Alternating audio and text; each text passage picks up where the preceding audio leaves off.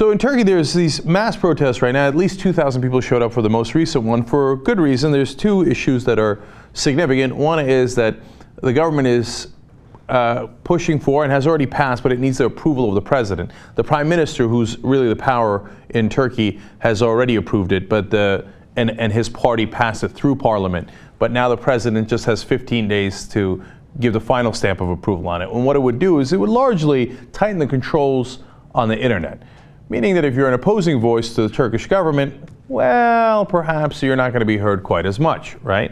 And the second issue is that in Turkey, what they did was these ridiculous trials where they said a whole host of generals were planning a coup against the current prime minister, Erdogan. Well, it turns out that the special courts that they had put in place that were outside of the regular courts were ridiculous. The whole evidence was ridiculous. In one of the pieces of evidence, it was such a clear forgery that they used a computer program that was not available at the time that the documents indicated they were written. So it was a botched forgery. It was botched all over. But in that case, the prime minister didn't want the military to have a lot of power, so he tried to cut their power through this show trials. Now, it turns out he needs the military today for other reasons. We'll get to that in a second. But in the midst of this, we had a fascinating development, which is in the middle of a protest, not only were they firing tear gas, which is fairly normal, not just in Turkish protests, but in others as well. But as you see there in that picture, they also started firing water cannons. But what in the world is in the water cannon? Why is it red? An ingenious tactic, they put red pepper spray in the water cannon. And so that fire water you're looking at right there is blasting a reporter on the scene. They knocked her off her feet with that. She was just sitting there reporting in the middle of the protests, and they unleashed that on her as well as the protesters. I mean, you got to give them this. It was effective. Yes, I saw the video where they were driven back, and obviously the reporter was knocked down, as you saw there. She was in a gas mask. I mean, what kind of a situation are we in where we got reporters with gas masks, we got pepper spray water cannons, and this is your own people, man. I mean, look at that, right? If you weren't already oppressing your own people, perhaps we wouldn't have gotten to this place, right? And look, he claims, of course, the prime minister does, Erdogan. Oh, no, me clamping down on the internet. No. I'm actually trying to make Turkey freer. Okay, we'll get to that explanation in a second as well. First, he says this: our government is absolutely not a government of corruption. This is slander. And those who sling this slander will pay the price. And also those who are the subject of this slander would pay the price within the confines of the law. All right, look, here's the sense I got from that quote. Everybody's paying a price.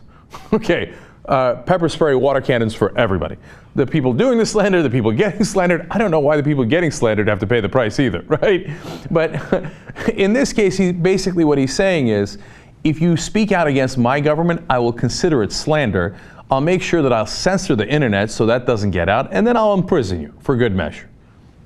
So, gee, I wonder why people are concerned about this. Look, by the way, if you're unfamiliar with the latest developments in Turkey, his government is facing massive corruption charges. And the response of the prime minister to those corruption charges was to take out a lot of the police and the prosecutors who are involved and move them, either fire them or move them to different remote parts of Turkey. Oh, you'd like to file corruption charges against my government? Well, now you'll be living on top of a mountain in northeastern Turkey. Good luck to you. Okay? So that's how they've handled it. Now, look, you got to understand there's a lot of complicated forces here. There's the military, which in the case of Turkey has been pro-secular and the good guys. And then you've got the prime minister who has a right-wing government who apparently likes fire water cannons, right? And is not interested in anybody opposing them, especially in the press, right, or online. And then you've got a third factor which makes the situation really interesting, which is a fundamentalist religious leader who actually resides in the United States of America, who used to be in cahoots with the prime minister and his fundamentalist government, but now they're fighting. And he controls a lot of the prosecutors, the legal system, and the cops. And that's why the cops and the government are fighting. I know it's messy, right? But for those of you who are not familiar with this politics, you have to understand that in the fight between Erdogan and Gulan, who's the other religious leader that I was referring to, there are no good guys.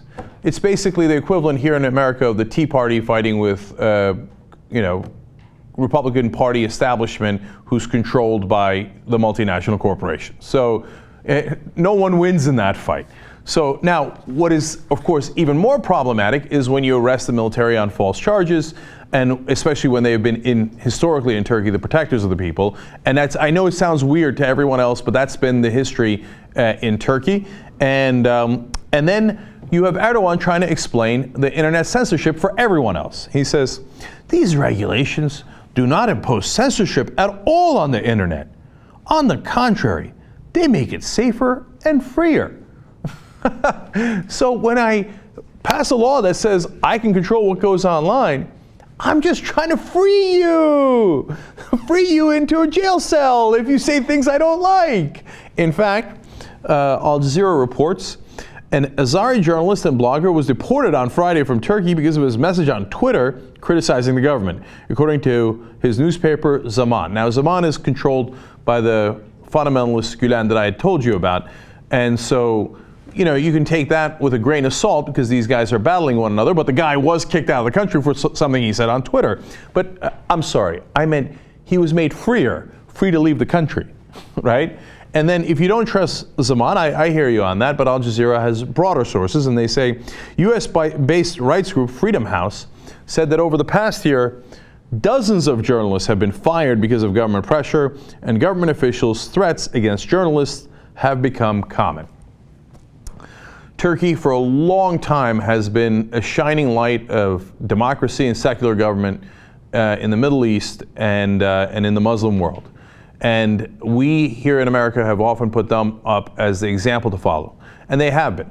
And for a while, even this right-wing government of Erdogan had actually done a decent job with the economy and a decent job with foreign policy. Now, they've been in power for a very long time. And as we see here in the US and all over the world, power corrupts, and absolute power corrupts absolutely. So now they are looking to get rid of all dissent. They've got these massive corruption charges against them, huge protests in the street for different reasons, and their response is more censorship and more pepper spray water cannons. Not really the response of someone who's in the right. Now, if he wasn't already drunk on power, that might make Prime Minister Erdogan rethink his strategy. It doesn't appear he's going to head in that direction.